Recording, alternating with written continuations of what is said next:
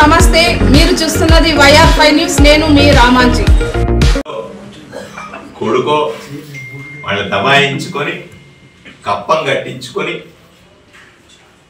Government fee కట్టినట్టుగా ఎమ్మెల్యేకి fee కడితే తప్ప రిజిస్ట్రేషన్ జరగని 10 సంవత్సరాలను మర్చిపోయినావా సాయి ప్రసాద్ రెడ్డి అని సూటిగా ప్రశ్నిస్తా ఉన్నా. అసలుకు 2 మార్కు ఉంది,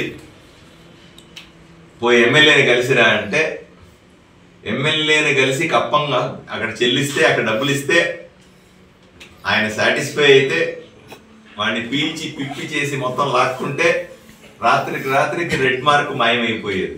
2 మార్కు కథలు మర్చిపోయినావా సాయి ప్రసాద్ రెడ్డి అని సూటిగా ప్రశ్నిస్తా ఉన్నా. అంటే నిజంగా అదేంటంటే మా ఆస్తి, మా పొలం, మేము మా తాతలు సంపాదించిన ఆస్తి రిజిస్ట్రేషన్లు మేం చేసుకుంటాం, ఎమ్మెల్యేని ఎందుకు కలవాలంటే నీ రికార్డులు బాగలేవు, ఎంఆర్ఓ ఆఫీసు పో అని అంటే ఎంఆర్ఓ ఆఫీసులో ఉన్నటువంటి నీ అనుచరులంతా కూడా ఆ రికార్డులు మార్చి తారుమారు చేసి చించి అవతల పడేసి వేరే వాళ్ళని ఆన్లైన్లో ఎక్కిస్తే నీ ఆన్లైన్ కథలు మర్చిపోయినావా సాయి ప్రసాద్ రెడ్డి అని సూటిగా ప్రశ్నిస్తా ఉన్నా.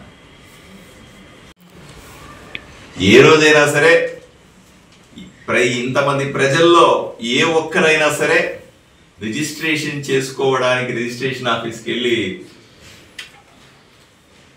ఎవరన్నా చెప్పినారా ఎమ్మెల్యేని పోయి కలిస్తే నీ రిజిస్ట్రేషన్ అవుతుంది, ఎమ్మెల్యేని కలకపోతే రిజిస్ట్రేషన్ కాదని ఎవరన్నా చెప్పినారా అని నేను సవాల్ విసురుతా ఉన్నా. ఏ ఒక్కరినైనా వచ్చి మీడియా ముందు కానీ మీ ముందు కానీ లేదా నువ్వు మనుషులు పెట్టన్నా చెప్పించు ఫలానా రిజిస్ట్రేషన్ టైంలో పార్థసారథి ఇంటర్వ్యూ అయినాడని. అదేవిధంగా 2 మార్కుల స్టోరీల్లో హరిప్రసాద్ రెడ్డి ఉన్నాడా, పార్థసారథి ఉన్నాడా? రెవెన్యూ భాగవతాల్లో సాయిప్రసాద్ రెడ్డి ఉన్నాడా, పార్థసారథి ఉన్నాడా? ఆక్రమించుకోవడాల్లో సాయిప్రసాద్ రెడ్డి ఉన్నాడా, పార్థసారథి ఉన్నాడా? ప్రజలను అడగండి. ప్రజలు మార్పును ఎంజాయ్ చేస్తా ఉన్నారు. ఈరోజు మార్పును స్పష్టంగా చూస్తా ఉన్నారు. మార్పు అంటే ఇది. ఎక్కడ పొరపాటు జరిగితే వ్యక్తులు ప్రెస్ మీట్లు పెట్టి మాట్లాడినారు. దీంట్లో ప్రధానంగా మాజీ ఎమ్మెల్యే సాయి ప్రసాద్ రెడ్డి మీడియాలోకి వచ్చి మాట్లాడిన వీడియో చూశాను నేను.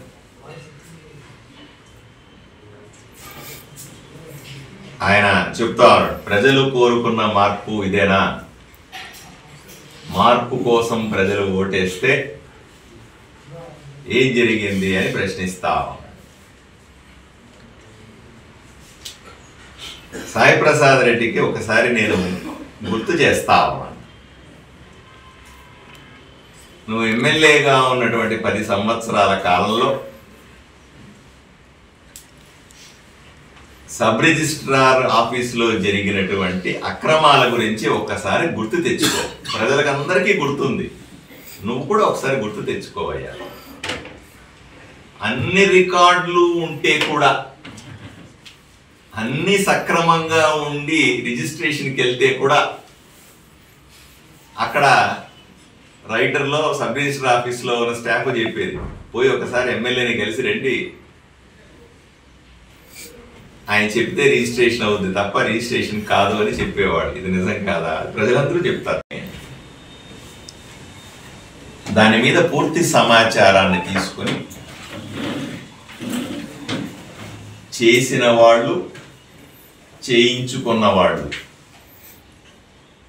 ఇద్దరు కూడా ఆదోని వాసులు కాదు. వచ్చి ఇక్కడ విలువైన భూమిని రిజిస్ట్రేషన్ చేసుకున్నారు, తప్పుడు పత్రాలు సృష్టించారు. వీళ్ళందరి మీద కేసు పెట్టడం జరిగింది. కొంతమందిని అరెస్ట్ కూడా చేశాం. సబ్ రిజిస్ట్రార్కు సంబంధించిన అక్కడ ఉన్నటువంటి సిబ్బంది పాత్ర ఇది కూడా చాలా దారుణమైనది. పత్రాలని సరిగా పరిశీలించకుండా రిజిస్ట్రేషన్ చేయడం అనేది చాలా పెద్ద నేరం. అలాగే సిబ్బంది మీద కూడా కేసు రిజిస్టర్ అయింది.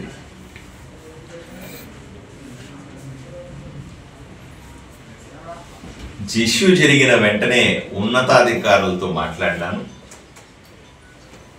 సబ్ రిజిస్ట్రార్ని ఆయనతో పాటుగా మిగిలిన 2 సిబ్బందిని 3 సస్పెండ్ చేశాం.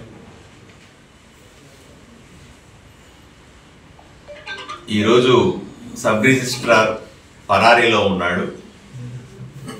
అలాగే ప్రధానమైన నిందితులు ఎవరైతే ఉన్నారో ఈ కేసులో ఇన్వాల్వ్ అయి ఉన్నారో వాళ్ళు పరారీలో ఉన్నారు.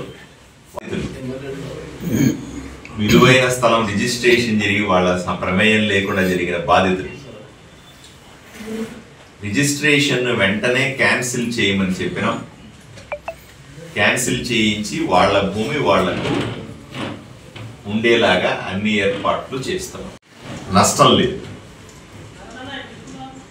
ఇక్కడికి ఇంకో విషయాన్ని కూడా మనం ప్రస్తావించుకోవాల్సిన అవసరం ఉంది.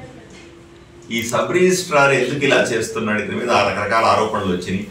ఎందుకు ఇలా చేస్తున్నాడని అతని చరిత్ర అంతా తీస్తే 2021లో ఈ సబ్ రిజిస్ట్రార్కి మీద ఇటువంటిదే ఇంకొక ఊర్లో సబ్ రిజిస్ట్రార్గా ఉన్నప్పుడు అవుకులో అతని మీద పోలీస్ కేసు అయింది. సస్పెండ్ అయినాడు ఇంతకుముందు ఒకసారి. మళ్ళీ ఉద్యోగంలో చేరి ఆదోనిలోకి వచ్చి మళ్ళీ ఇటువంటి పని చేశాడు. ఇతని మీద పూర్తి స్థాయి శాఖాపరమైనటువంటి విచారణ జరిపిస్తాం. మళ్ళీ ఇటువంటివి జరగకుండా అన్ని రకాల జాగ్రత్తలు తీసుకోమని ఉన్నతాధికారుల్ని ఆదేశించాం.